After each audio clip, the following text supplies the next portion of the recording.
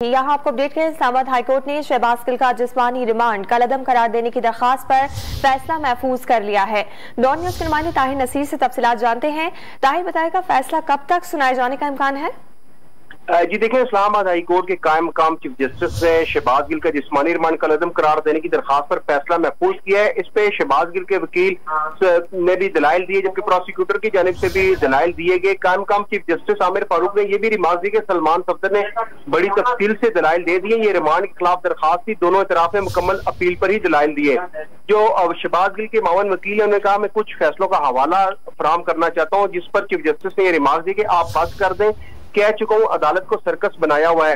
Doctor Babar Awan senior वकील है, वो कुछ कहना चाहते हैं, उन्हें बात करने का मौका देंगे। ताहम इस दौरान इस्लामाबाद हाईकोर्ट के कायम मकाम चीफ जस्टिस ने जो असद उमर की दरखास्त काबिल समाअत होने पर एडवोकेट जनरल के एतराज उठा दिया। उस पर एडवोकेट जनरल ने यह कहा कि असद उमर का नए डॉक्टर पर मुश्तमिल बोर्ड बनाने का इख्तियार ही नहीं, ये दरखास्त काबिल समाअत ही नहीं। एडवोकेट जनरल ने यह इस्तदा किया है। अदालत ने शहबाज गिल के जिस्मानी रिमांड को कलअदम करार देने की दरखास्त पर फैसला महफूज किया और यही इम्कान जाहिर किया जा रहा है कि कुछ देर बाद इस दरखास्त के ऊपर फैसला सुनाया जाएगा। जी बहुत शुक्रिया ताहिर नसीर, हमें अपडेट कर रहे थे कि अब से कुछ ही देर में इस दरखास्त पर फैसला सुनाया जाएगा।